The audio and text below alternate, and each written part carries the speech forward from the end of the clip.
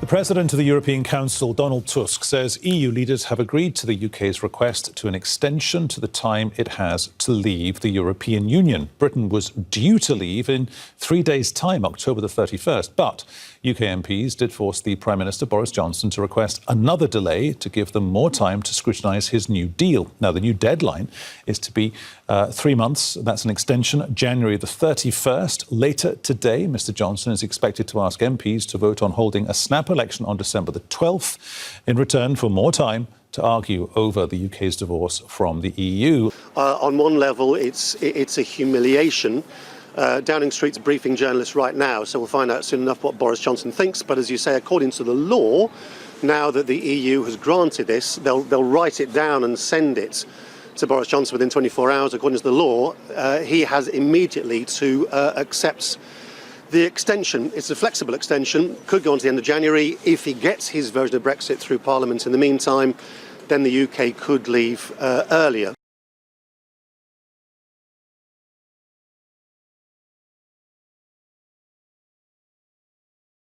Kincaid fire is the most devastating California has seen this year, ripping through thousands of hectares in the state's northern wine country.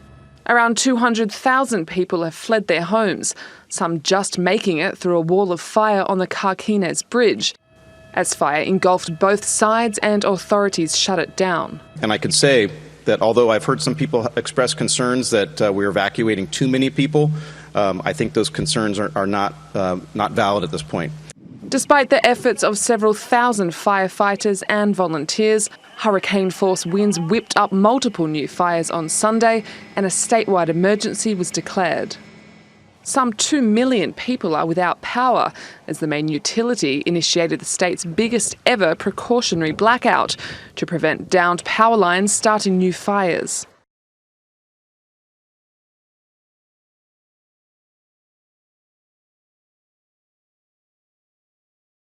We're going to turn now to that alarming allegation against Southwest Airlines. A flight attendant suing, claiming a camera was installed in a plane's bathroom and pilots were watching the feed while flying the plane. But the airline says there was never a camera there. So, Paula Ferris, you're going to clear this up for us? I'm going to try to. Good morning, Robin. Good morning, everyone. She is suing both the pilots and the airline. Her attorney says she has risked her career by making this incident public and has been subjected to retaliation by Southwest Airlines.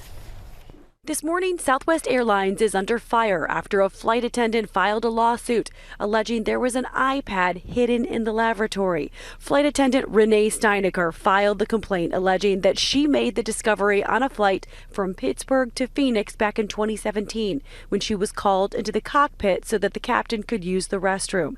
It was then that Steinecker says she found an iPad mounted to the windshield near one of the co-pilot's seats, live streaming a video from the lavatory.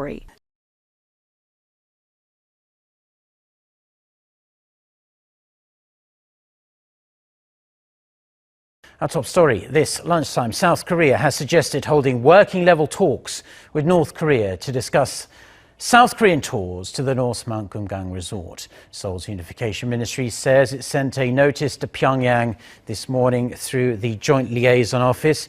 Seoul did not suggest a specific date, but did suggest holding the discussions at the resort itself at a convenient time for the regime. This offer comes as a response to the North's notice last Friday that Seoul come to the resort and tear down its facilities there. Seoul says that because the area holds a lot of significance as a symbol of inter-Korean cooperation, the matter requires both sides to meet face-to-face. Officials say they will be discussing, quote, a new way forward regarding the tours, and Hyundai Asan, the South Korean firm that's been the main operator of the tour business, will accompany the government officials.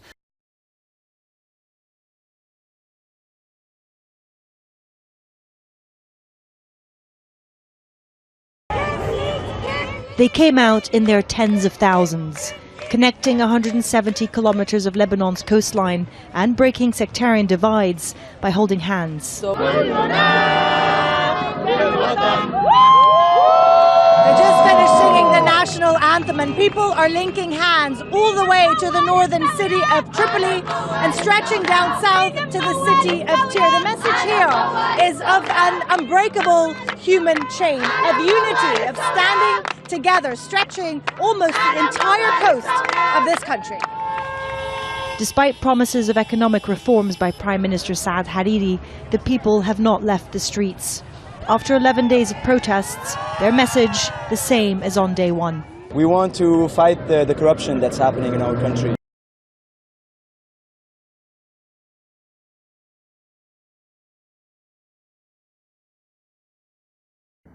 Myanmar's army says it has rescued 14 people seized by rebels in Rakhine State.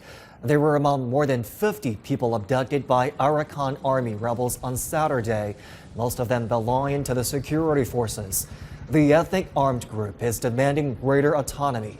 Fresh fighting in the state began in December last year, displacing tens of thousands of people. It's brought renewed chaos to the region, where about 1 million Rohingya have fled since 2017.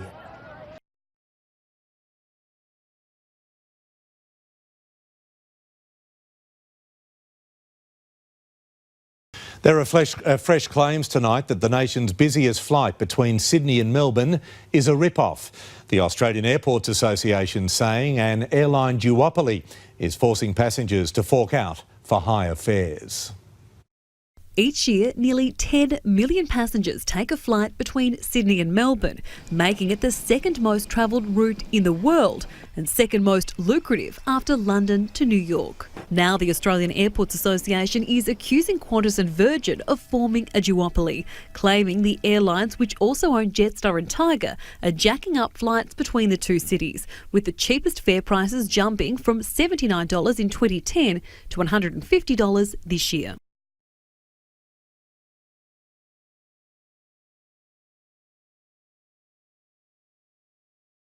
Shoot to kill. That is the new authority being given to police in Victoria from today to take out rogue drivers who use their vehicles as lethal weapons.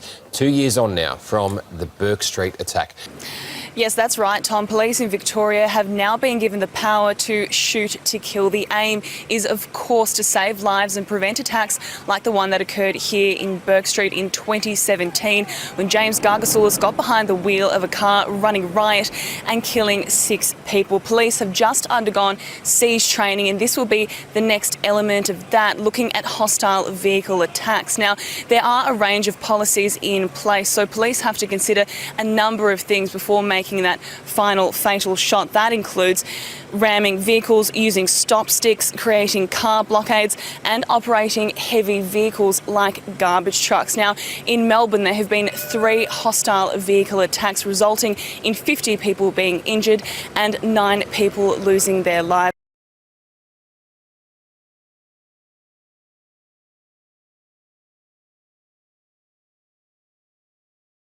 And from Kashmir, we take you to Tamil Nadu, where efforts have been on for the last 72 hours to save 2-year-old Sujit Wilson, who was trapped in a bore well since he fell into it on Friday. This is in Tamil Nadu's Trichy district. It has been nearly 72 hours since this little child was trapped at a depth of 88 feet in a 600-foot bore well. Only the latest child to be victim to an open bore well, despite there being a nationwide ban on administrations allowing such death traps to exist.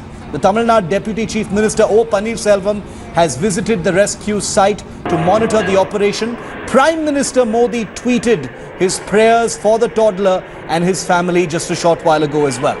Meanwhile, teams from the National Disaster Response Force, the State Disaster Response, the ONGC are working round the clock even as hopes fade. Remember, this little boy fell in on Friday and communication has gone silent with the child for many hours now.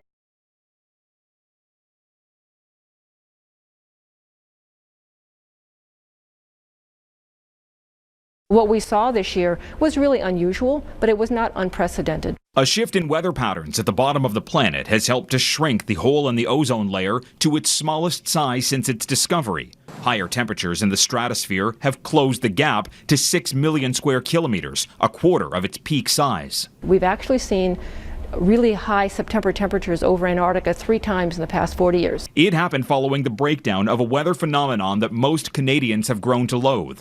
Warmer temperatures around the world shifted the polar vortex at the South Pole, and without cold air, ozone depletion slows down. When that does happen, we get a very small ozone hole. The ozone layer is a 50-kilometer wide shield that occurs naturally above the Earth, protecting us from the sun's harmful rays. Man-made chemicals get caught up in the winds at the equator and are directed to the south by the force of the polar vortex in the southern hemisphere. During polar night, it gets super cold, these reactions start happening, and then when the sun comes back, the ozone is depleted. But then the sun is back, things warm up, so then the ozone hole goes away.